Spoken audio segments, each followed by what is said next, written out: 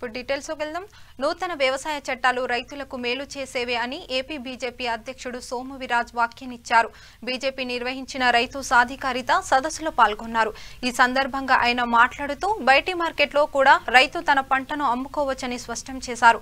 నేరుగా రైతులతో ఒప్పందాలుంటాయని పేర్కొన్నారు. ఒప్పందం ఉల్లంఘించే సంస్థలపై చర్యలుంటాయని చెప్పారు. ఈ చట్టాలతో రైతుకు కనీస మద్దతు ధర లభిస్తుందన్నారు.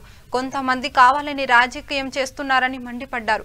ఎన్నో చర్చలు ఆలోచనలు చేశాకే ప్రధానమంత్రి నరేంద్ర మోదీ కొత్త చట్టాలను తెచ్చారని సోము వీర్రాజు తెలిపారు.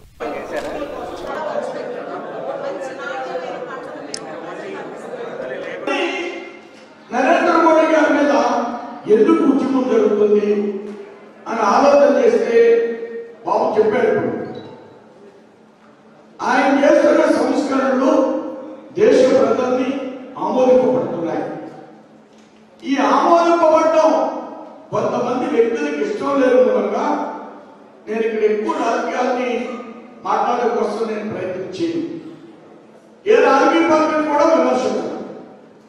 చట్టం అపోహలు వాటికి సంబంధించినటువంటి ప్రభుత్వం తీసుకున్న చర్యలు మాత్రమే వివరించాం. జీవే గారు పెద్ద చెప్పారు. నేను స్వల్పంగా ఉన్న అపోహలు వాటికి రిప్లేస్ విషయాన్ని నేను చెప్పడం కోసం ప్రయత్నం చేశాను. అయినా ఉద్యమం చేస్తారు రైతుల వేషంలో ఉన్నటువంటి కొంతమంది.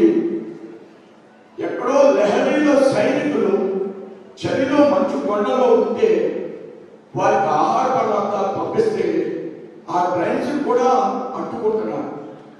వాళ్ళు రైతులైతే అడ్డుకుంటారా? వాళ్ళు ఎంతో కమిట్మెంట్ తో పనిచేస్తున్నటువంటి ట్రైన్స్ కూడా అడ్డుకుంటున్నారు.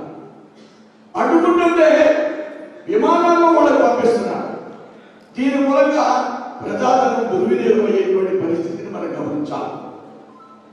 ఇవన్నీ ఎలాంటిగా ఉన్నాయంటే ఎప్పుడో 1967లో కొన్ని ఉద్యమాలు జరిగినాయి.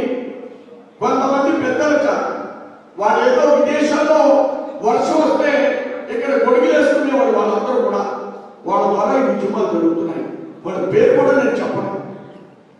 పేరు కూడా నేను చెప్పడానికి ప్రయత్నించి మేడం గారు వచ్చి గంగా ప్రక్షాళన, భారతీయ జనతా పార్టీ భారతదేశంలో ఒక రాజకీయ పార్టీ కాదు.